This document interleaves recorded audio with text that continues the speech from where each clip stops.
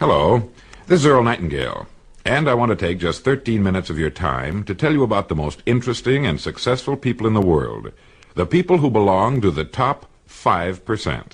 I believe it's a group you'll want to belong to also. First, let me explain who belongs to this group now, and it's right here that you may as well prepare yourself for a shock. I want you to get a mental image of 100 young men standing in a line. These men are all 25 years of age. The world is ahead of them.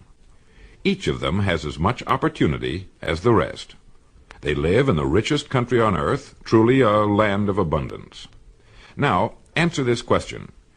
What will have happened to these 100 young men by the time they're 65 years of age? In other words, let's turn the clock ahead 40 years. What do you think will have happened to these 100 men who started even at age 25? It's interesting, isn't it? Well, here are the statistics. By the time they're 65, 1 will be rich. 4 will be independent for life. 5 will be working.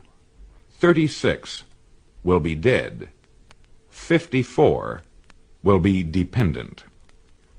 Let me repeat those figures so that you can get them firmly in your mind. 40 years after 100 young men start even at age 25, 1 is rich. 4 are independent. 5 will be working. And all the remaining survivors, 54, will be dependent on others or an agency for their support. So 5% makes the grade in life. This is the top 5%, and hence the title of this record. To ask you if you want to belong to the top 5% is really unnecessary. Of course you want to belong, and perhaps you already belong. When you discovered that only 5% of our people make the grade financially, were you shocked? You should have been, because this is really a serious indictment. Look at it this way. If you practiced playing the piano 8 hours a day, 40 hours a week, 50 weeks a year, for 40 years, I know you will agree that you would be an accomplished pianist. Or what if you practiced anything, 8 hours a day, 5 days a week, 50 weeks a year for 40 years? Medicine, law, selling, agriculture, teaching, carpentry, writing, anything at all. In 40 years, you can become an expert at anything, right? Of course.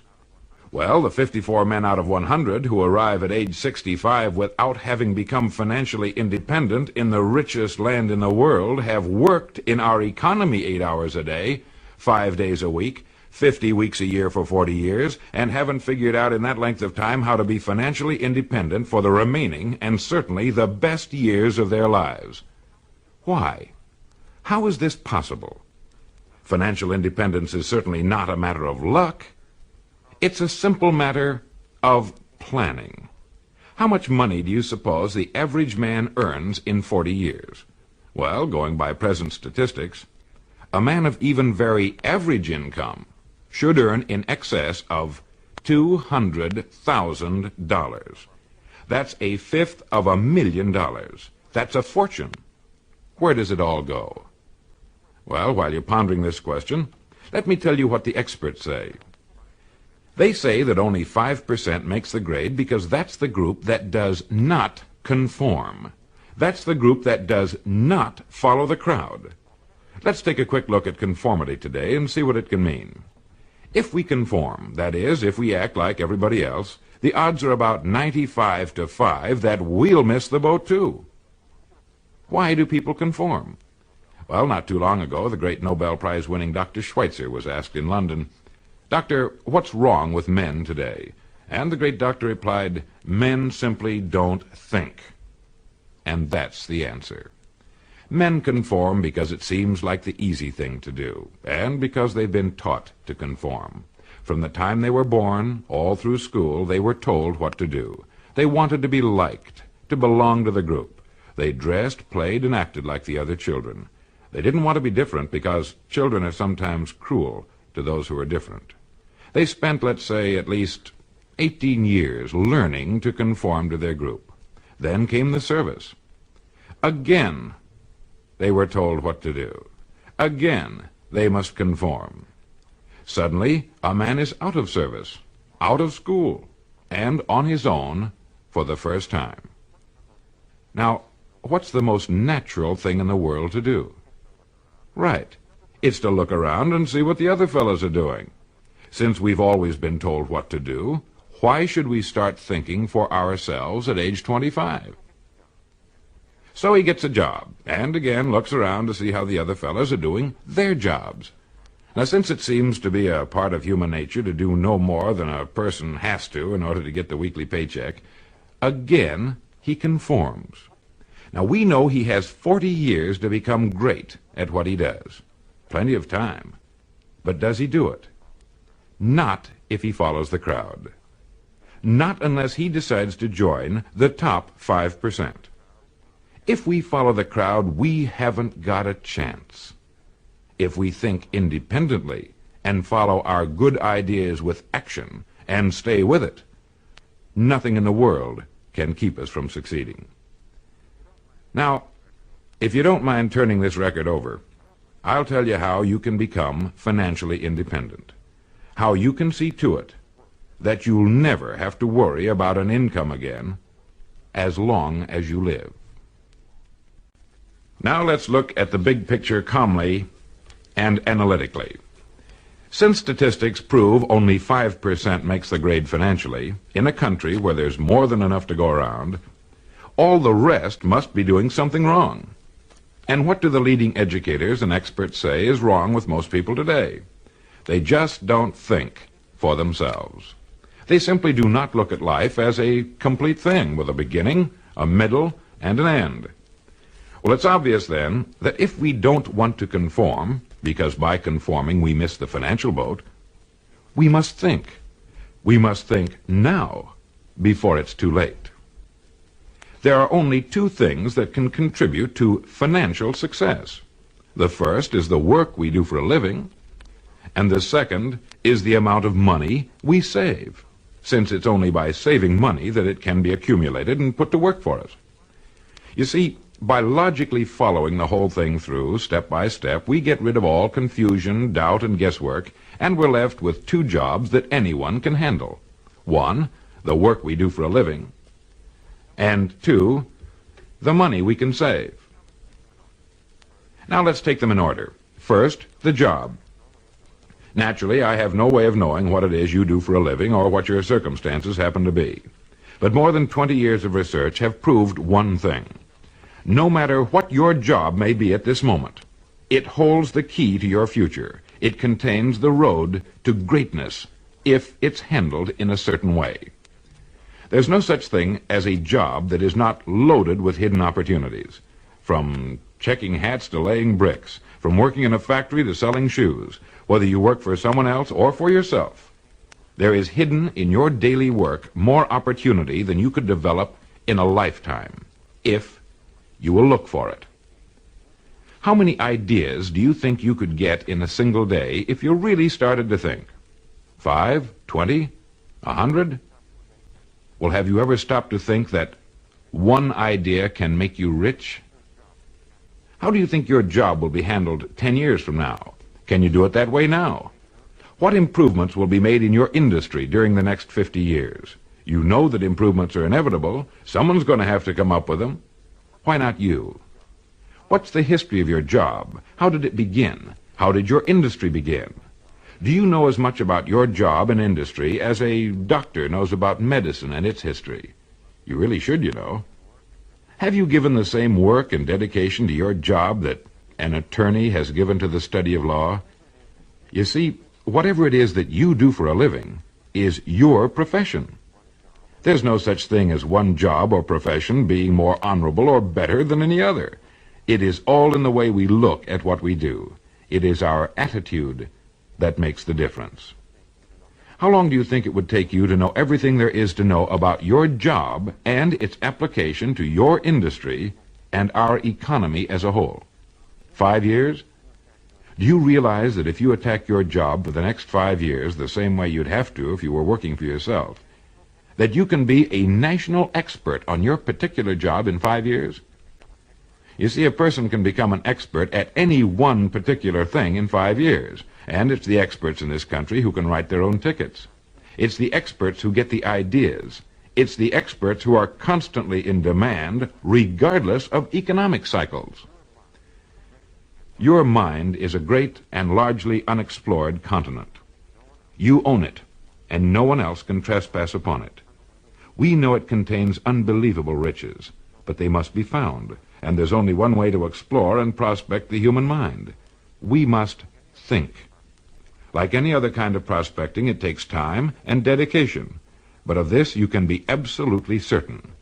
If you will begin to do your job as you have never done it before, and think constantly of ways in which it can be done better, you will immediately belong to the top 5%, and you will definitely get the ideas that will guarantee you a great future. Now you might say, why should I knock myself out for the company I work for? This is what the majority says, and remember, it's the majority which always has, and unfortunately probably always will, miss the boat in life. You are actually working only for yourself. Each day you're building the house you and your family must live in, and the materials and methods of construction you put into your house will determine its strength and your degree of greatness. Remember, no matter what it is that you are now doing for a living, it contains the key to greatness if you will only look for it until you find it. So much for the job.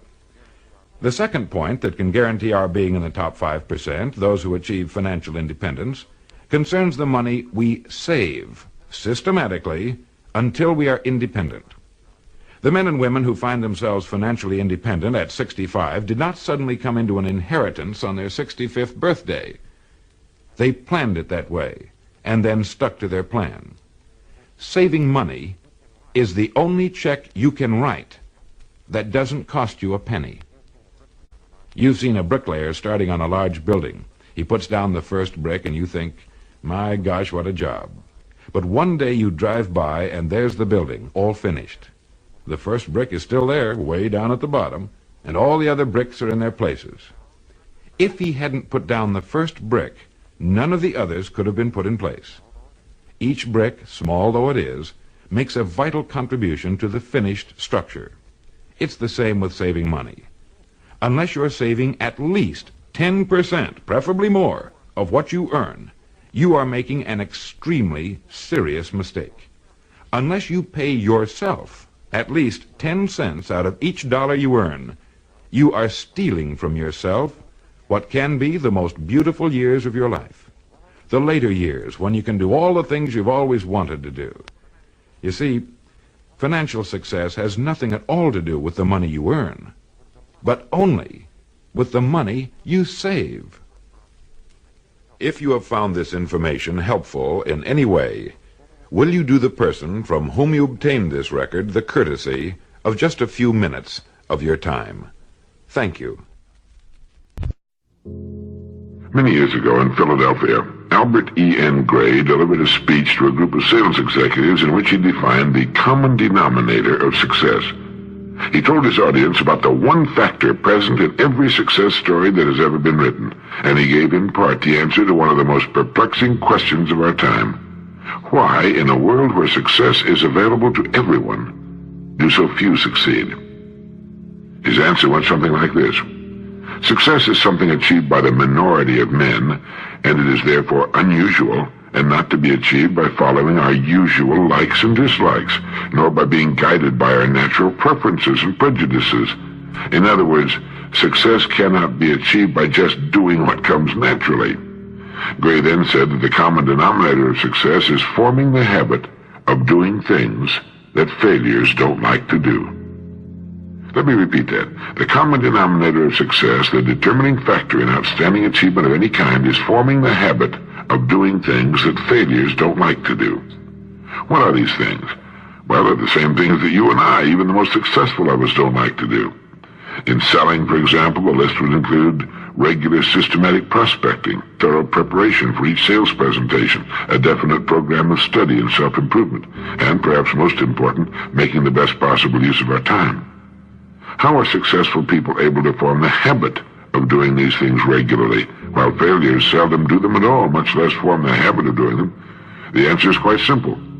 Successful people are influenced by the desire for pleasing results. Failures are influenced by the desire for pleasing activities. They're inclined to be satisfied with such results as can be obtained by doing things they like to do. Now, early in his career, the successful person forms the habit of planning his days in advance, sticking to that plan if possible, and getting the greatest good out of every available hour. I'm certain you'll agree that this isn't as easy as it sounds. There are distractions that tend to undermine even the best plans. There's often something we'd rather do than our work. Now, it would seem to be natural to yield to these distractions, to allow ourselves to get wrapped up in some unproductive activity. But remember, success is unusual and not to be achieved by following our usual likes and dislikes. The hours we spend on the job are devoted to many different acts. These acts can be grouped under one of two categories: goal-achieving or tension-relieving. Now, goal-achieving acts are usually productive. In sales work, for example, prospecting, preparing for presentations, calling on clients and prospects, following up on sales, and studying for self-improvement all come under this heading. Under the heading tension-relieving acts are frequent coffee breaks, long unproductive lunch hours, and unnecessary conversation with people who are not connected with their job. Productive goal-achieving acts lead to pleasing results, while unproductive tension-relieving acts are merely pleasing activities and do nothing to move us forward. Of course, people need to relieve their tensions too. They need coffee and lunches, but one of the secrets of success is knowing how to keep our unproductive time to a minimum while concentrating on those acts that are most productive and lead to pleasing results. We all know people who claim that a few hours a day is all they really need to put into their jobs in order to get along. Well, obviously, they're mistaken, and their mistake often costs them the success that could be theirs. There never has been, there is not now, and I don't believe there ever will be a time when a person can achieve anything outstanding by working only a few hours a day. Success doesn't come easily. It requires hard work and dedication and time. All of us have a tendency to waste time. Maybe it's because we don't realize that it's one of the few really precious things we'll ever own. Every day and every year, everyone starts out with exactly the same amount of time. The way people make use of their time shows up in the results they achieve. I have a neighbor who regularly spends quite a bit of time developing himself and his professional abilities. Where does he find the time? He finds a few minutes here, an hour there, and 20 minutes somewhere else, and when he finds it, he asks himself, what's the best thing I can do with this time? He takes every opportunity to learn more about his business and his career. He says it's as though he has the privilege of inviting into his mind the great authorities in any area he wants to explore.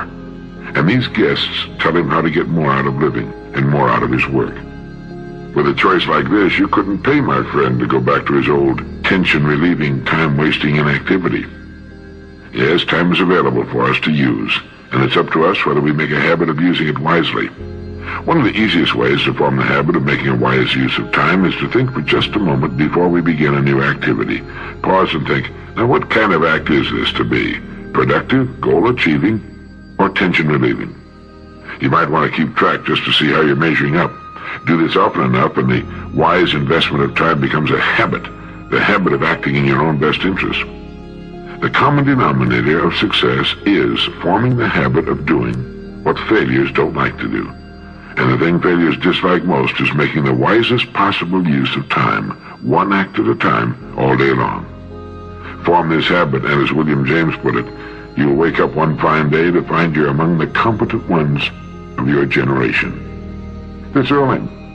As General Sherman said, war is hell, and anybody who's ever been close to one will agree with that. However, war, or the prospect of war, has motivated our scientific and technological people to some almost unbelievable achievements. Compare, for instance, our old World War II anti-aircraft guns with the new rocket-powered air defense missiles. As a young Marine in the Pacific Theater, I stood on the deck of the old battleship Arizona watching our anti-aircraft guns turn the sky black with air-burst explosives. But I didn't see many hits. As a matter of fact, I didn't see one hit. Nowadays, though, we have computer-launched, rocket-powered, heat-attracted missiles. Once launched, these missiles home in on their prey, reacting to the target's engine heat. Being self-propelled, they track the enemy with deadly precision, and regardless of its speed or evasive action, almost always score a hit. Now, I see a parallel, and I think you will too, between the old and the new weapons systems and the way in which many of us operate. Take a salesperson, for example. Some salespeople, like the old anti-aircraft projectiles, aim at their target as best they can and proceed along a predetermined sales track. But if their target, the prospect, fails to perform as predicted, they miss the sale. And if they miss by an inch, they might as well miss by a mile. In selling, one doesn't get paid for near misses. Other salespeople, like the new heat-attracted missiles, sense the prospect's reactions and adjust to them. Personal interaction with the prospect guides their presentation. They can double back, change pace, or make other creative modifications necessary to close the sale. And the difference between these two types of people lies in what's been called empathy-ego balance. And it's applicable not only to salespeople, but to men and women in all areas of activity where persuasion and communication and leadership are important. David Meyer and Herbert M. Greenberg discussed this in the Harvard Business Review. I see empathy as the ability to imaginatively project ourselves into another person's situation, to stand in his shoes. The man who possesses great empathy can sense the feelings and reactions of others and can change course as the situation changes. The empathic person, for example, picks up an infinite variety of cues and clues about his listener's feelings and convictions. He is, in effect, experiencing these along with his listener.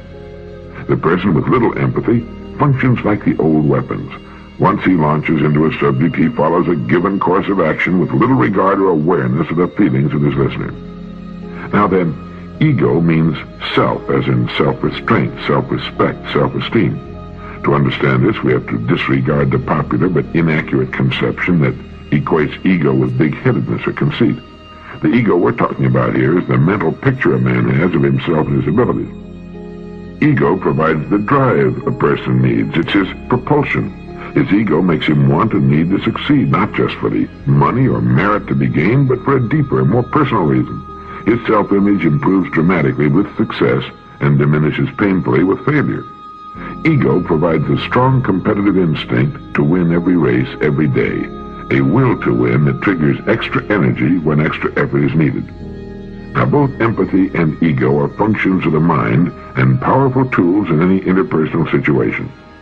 Best results are achieved with a strong balance of both empathy and ego.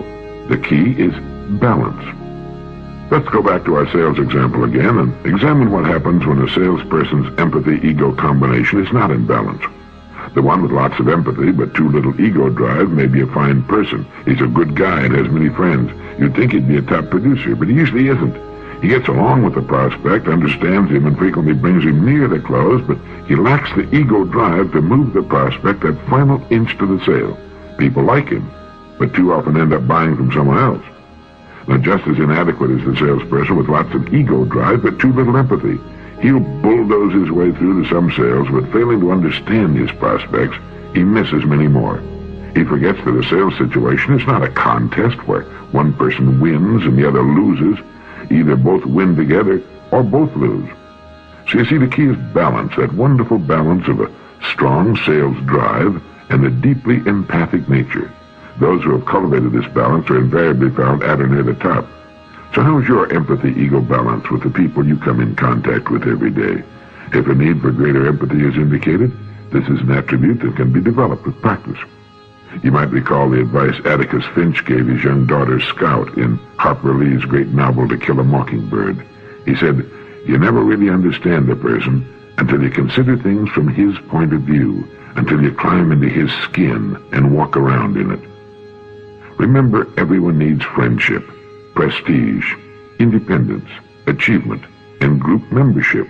And in addition to these universal needs, each individual has his own particular interests and desires.